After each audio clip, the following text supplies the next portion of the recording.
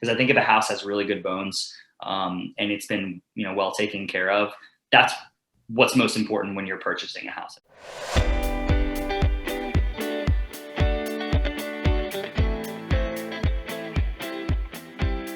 Welcome to episode 6 of Keeping It Real. I'm your host, Adam Tabaka. In today's episode, we're getting into the nitty-gritty of home inspections with PJ Braun. PJ is a realtor with the Poole Braun team at Long & Foster in Old Town Alexandria. A native of Alexandria, PJ graduated from Ole Miss with a bachelor's degree in real estate. He has 5 years experience in the industry and specializes in buyer representation. In 2020, he personally closed $15 million in sales, and the Poole Braun team closed $66 million in sales last year.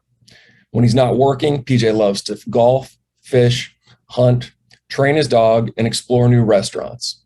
He's a third-generation agent, realtor royalty if there is such a thing. It's my honor to introduce the one and the only PJ Braun. PJ, thanks for joining us today. Yeah, absolutely, Adam. Thanks for having me. I'm excited to do this with you. I know we've been trying to link up for a little bit here. Oh, no, it's great to have you on. It's great to. So we're going to get into home inspections today, but before we do that, there's a couple questions I like to ask each of my guests. So tell me, what is kind of the biggest misconception among the general public, maybe, about your profession as a real estate agent? Sure. Yeah, I think there's many, but the one that comes to mind is that people think this is a pretty easy industry to be in. There's a very low barrier to entry, so it's not difficult to get your real estate license. So I think a lot of people think that, I'll get my license and immediately start selling homes and, start selling 10, 15, $20 million like in your first year or two. And that's just not the case. It takes a lot of, hard work and, really work ethic, because you don't have a boss. You are your own boss. So it's easy to wake up and, okay, I'm going to watch Netflix, right in the morning. You can do whatever you want, but I can assure you're not going to make money that way. Or the people who, get their license and say, I'm going to do this on the side as a part-time realtor. I've personally never met a part-time realtor. It's pretty difficult to do that. You get consumed in it. But to me, that's probably the biggest misconception, is getting your license and immediately selling homes. It took me 2 years to really, start building trust with clients and building, a client database, even with the, name recognition of being on a team that is successful. Okay. Well, so tell us a little bit about that. So you're a third generation realtor. You come from a line of a lot of success in your family. What was that transition like? So it sounds like you weren't just kind of handed on a platter, here are a bunch of clients, go work with them. You had to earn it, sounds like. Yeah, I did. So, the third generation started with, or the first generation was my grandmother, Claire Braun. She started in 1977. I think she got her license. And then both of my parents were licensed in 99 and then 2000.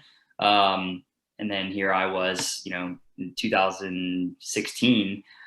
So I've always known I always knew I wanted to get into real estate. That's why I got a bachelor's degree in real estate. But it was tough. When I first joined, I thought it was going to be easier, as I think a lot of people do.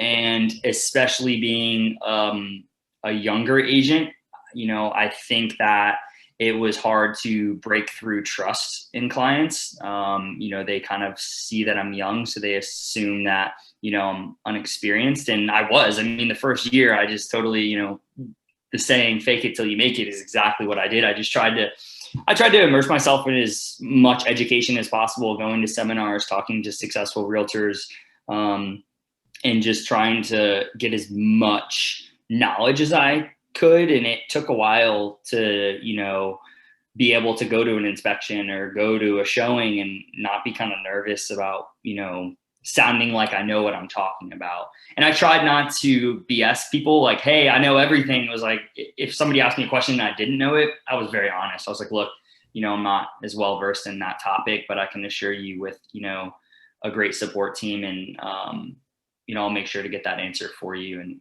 I just think it was pretty important to be honest with that. You want to sound like you know what you're talking about, but don't say things that you don't know you're talking about, because somebody will call you out pretty quickly. Yeah. They'll talk to somebody else who will say, what is he talking about? Yeah, no. I mean, your experience and mine mirrors it very much in terms of, it's a lot of education that first year. And then, just, it is a lot of hard work. What do you think is probably the most underappreciated aspect of what you do? As a whole, as an industry as a whole, I think you're really like a therapist, I would say, because, we deal with, in one transaction, there could be 6 people involved in that transaction, right? 2 sellers, 2 buyers, the listing agent, the buyer's agent, then you have the buyer's parents, and then you have, his uncle who flips houses. And, so there's a lot of personalities that you have to manage, and really just trying to keep everything together. So I think a lot of people don't realize that, like, you're a realtor, but I joke around like I'm a part-time therapist. A lot of people in real estate, they're buying a house or you're selling a house, and, they want to tell you everything about their life, right? All of their, drama and finances and everything else like that. So just trying to kind of manage the transaction, especially when you're faced with some adversity, like most of the time that comes from an inspection, right? Things coming up, repairs, buyers wanting them repaired or asking for money, and just trying to keep the deal together and, keep the peace. Cause I think especially, reputation is all you have in this industry. So working well with others is what I really try and pride myself on, becoming the best friend of the listing agent, so they want to work with us. I think that's probably underappreciated too. Like a lot of people don't realize how much, weight that carries. Having a great relationship, with the other agent is super important. I think a lot of agents don't put enough stock into that, and you should. Totally agree. I mean, the other agent on the other end, it can make a world of difference one way or another. Absolutely. So let's get into the home inspection process a little bit here. So in your opinion, how important is it for a buyer to get a home inspection, during the process of buying a home? It's extremely important. I don't care if it's your first time buying a house or it's your 10th house that you've bought. Each house is different, especially in different states. We have different issues with homes in this area as you may in Florida, right, or any other state. So I think it's super important to get an inspection, whether it's before you write an offer, whether it's part of your your offer, it's a home inspection contingency, or even after you've purchased the house, which I know we're going to get into that later. But regardless, the answer is it's very important. So, with that in mind, what are the things that are most key for buyers to look for, ask about during the home inspection process? Because there's a lot of things that go into that. Yeah, there's a lot of components in a house, and I think that the biggest things to look for are your big ticket items. So we'll call those anything that costs you more than $1,000 to repair or replace. So off the top of my head, roof, windows, HVAC, your water heater, and then usually throw in structural stuff there. Because all of those items are costly. If you had to replace a roof, you're, depending on how big your house is, you're looking at 15, 20,000. Windows, could be more than that. HVAC, same, so those are all $10,000 to $15,000, give or take. So it's important to know the age of those and whether they're in good shape. Have they been maintained? Do they need service? Do you have to replace them, or, things like that? So those are the biggest items. Of course, there's a lot of small things that can add up, but I tend to try and tell my clients, look, those are what we're really concerned with. Anything else that's less than that, should be something that is normal maintenance on a house, right? Things break. The houses, they're unpredictable. But the small things, I think a lot of people, get hung up on the small things, but it's important to try and look at the bigger picture and look at the bones of the house. Because I think if a house has really good bones, and it's been, well taken care of, that's what's most important when you're purchasing a house, in my opinion. Well, so talk us through now for anybody who hasn't purchased a home, or maybe anybody who's bought a home and waived the contingency or waived the home inspection. What does the process look like, throughout the process of buying when you're getting a home inspection? Talk us through from start to finish what that entails. Yeah. So, I mean, typically we're, 2 years ago, 3 years ago, it was very common to have a home inspection contingency in the contract. I mean, that was just normal. Now we've been in this ultra competitive market, where houses are getting 5 to 25 offers, and you can guarantee that whoever's going to win it are waiving all of your contingencies. I know we're just going to talk about the home inspection right now. So I think it's important to try and utilize some different options that you have with an inspection, because there's 3 different inspections you can really do or not do. I'll say the 2, you have one that's right to negotiate. So you do an inspection. It's in your contract. You have a certain amount of time to conduct the inspection and a certain amount of time to negotiate it after that. That's the normal one that you would hope to get in there. That gives you the most protection, that you do the inspection, maybe some things are wrong. You try and negotiate with the seller, whether they're going to repair them or they're going to give you a credit, which I typically tell my clients to go for the credit, because our idea of fixed might not be the seller's idea of fixed. They may go with the cheapest contractor they can find just to get the job done and satisfy the contract. But I personally like to be able to, pick those contractors to do the work. Then, the next level would be right to void, or most, a lot of people call it information only, which our intent is we're just going to do an inspection, and that unless something major comes back, then we'll void the contract. You still are protected. You're not going to lose your deposit. And then not doing one. Which has happened. I mean, some people are very comfortable, right? If this is a house that they purchased, they purchased many houses, then they're like, okay, you know what? We looked around and everything looks solid. Anything we find, we're willing to, take on. So I think, when you're talking about the actual process, you identify a house, you get the contract accepted, you identify a home inspector that you want to use. I know we're getting a little off topic there, but we'll kind of get into We're good. We're good. No, we're good. All right. So then we'll talk about that. So inspectors, I always love to give my clients 3 different inspectors and kind of let them choose, like, hey, these are who we've worked with. We've had great experiences with before. Usually let them look at the reviews online and then they schedule it.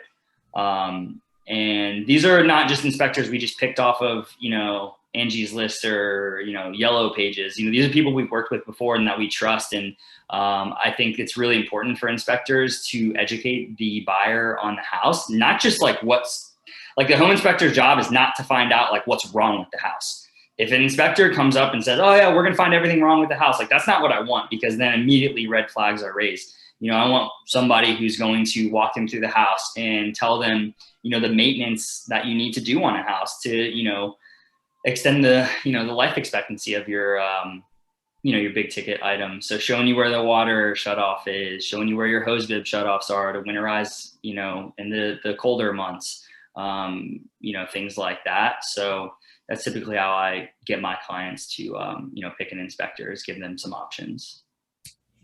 It's smart. So when we're in a hyper competitive seller's market and everyone's waiving home inspections, like we've talked about, just to win the deal, what can a buyer do to, protect themselves as best they can? Sure. So this past couple of years, we've seen a ton of pre-offer inspections. And what that looks like is generally you go to a house, you see it, you fall in love with it. It's going to be competitive, right? You've talked to the listing agent. They're like, we have 3 or 4 plus offers coming in, so we can pretty much assume someone's going to waive it. But you still want to do an inspection and know what you're getting into. Then if the agent's allowing it, which most people do, and most sellers do allow it, they'll allow you like an hour time period to go in with an inspector and do a pre-offer inspection or a walk-in talk, right? So you pay a couple $100, anywhere from like $200 to $300 is what I've found, to do a walk-in talk. So you're with the inspector. It's going to be very similar to a full inspection, but you're not going to get a report at the end of it. So oftentimes they'll tell you, look, bring a notebook with you, record it, take pictures, and that way you can go through and look at those big ticket items, and, know what you're getting into before writing an offer. So what you would hope is you do the pre-offer inspection and there's maybe a couple small things, or maybe it's just perfect. And you're comfortable waiving your inspection. So that gives you another layer of protection and comfort, really, right? Because buyers want to be comfortable with their purchase. They want to make sure they're not getting a house with mold in it, with termites, with whatever else can go wrong in a house. So I think that's a really great option, and we've seen a ton of it lately. So inspectors are very used to it, getting in a very short period of time and just trying their, very best to educate you. Even if you do that, let's say you end up getting the contract, right? And you go to closing, and I always recommend to my clients, look, I probably would still do a full inspection, not necessarily to find more things that are wrong, but to get a report that you can look at maybe a year to 5 years down the road, right? You're like thinking, oh, what did that inspector say about the roof? Was it brand new, or was it, on the end of its life? And you can go look at that report and see, oh, okay, 5 years ago, he said we had about 5 years left on our roof, so we should look into, replacing it. So that's why I really like to do an inspection even after you've purchased the home. It's a great education process too.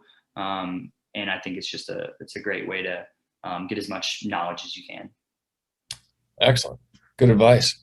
So once a buyer has settled on the house, if they want to have work that, to be done that maybe came up during the home inspection, but they didn't negotiate it out as part of the settlement, the home inspection contingency. Sure. Who can they turn to at that point? Yeah. So I mean, us personally on the Poole Braun team, we have a list of preferred contractors that's probably 7 pages long. Anywhere from a general contractor if you want to update your bathroom or your kitchen, to a plumber if you got a clogged drain, electricians, lawn care. That's always important too. So we have a really vast list of contractors that we've worked with and that our clients have worked with and given great feedback, that they've done a great job and that they were professional and that they had, reasonable pricing. So I tell my clients, look, a transaction may end, but that's not where our relationship ends. We have a ton of resources that we can offer out. Of course, there's a lot of resources online, but it helps to know people, that we've worked with before and that our clients have worked with before. So I think it's really important to utilize those resources that we have.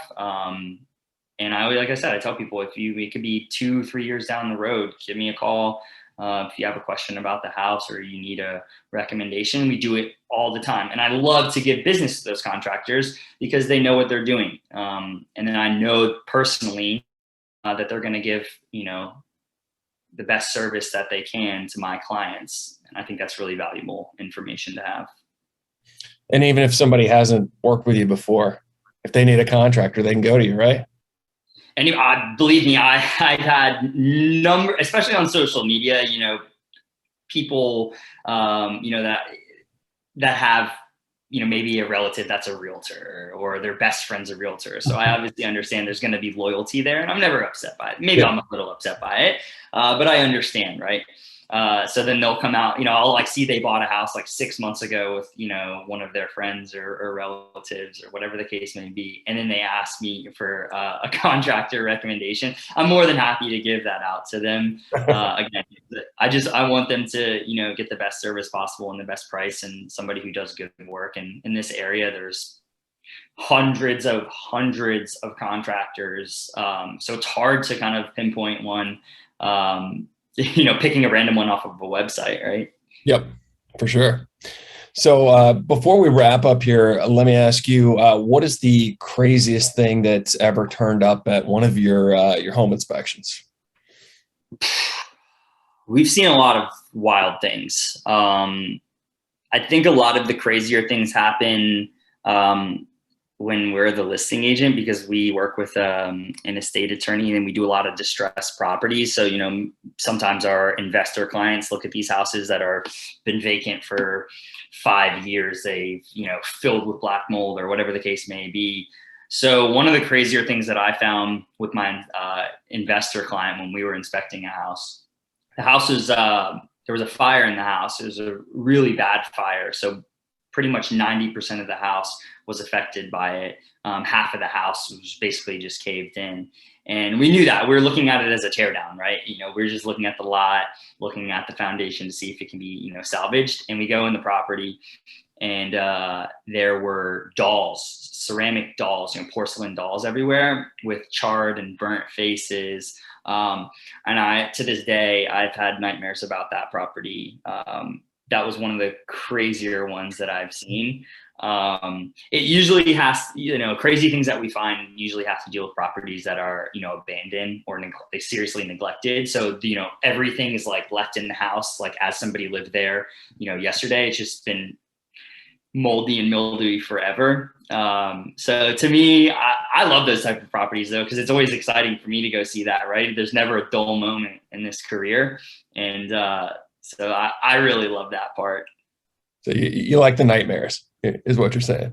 I mean, essentially it's good stories. It's good marketing. You post it on social media and everybody responds like, there's no way that actually exists. I'm like, that's, yeah. And we see crazy. We've seen coffins in attics before. Somebody who worked at a morgue, and to my knowledge, they were empty, but still you walk in there and you're like, okay, let's get out of here. But that's fun, and then the inspection too. I mean, I'll kind of just touch base on that really quick. For me, I love to go to inspections. It's one of my favorite things to do because I get so much knowledge from these inspectors. The more you go to, the more you know what to look for. So I think it's great as a realtor, as a buyer's agent, to know what you're talking about. Not like you're a professional inspector, but you can kind of give them some insight on, what age the HVAC is, because you can see that in the manufacturer date or the serial number.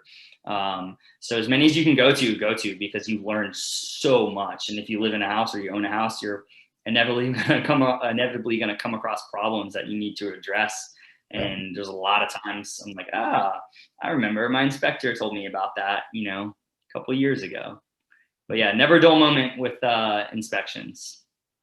Awesome. Well, PJ, I really appreciate you coming on today. Love to have you back again at some point in the future. Good luck with all of your future inspections, and go out there and make another 15, 20, 30 million this year. Trying to. It's a competitive market, but we're managing as best we can. Just fortunate to be busy. Awesome. Take care now, PJ. Thanks, Adam. Thanks for having me. You betcha.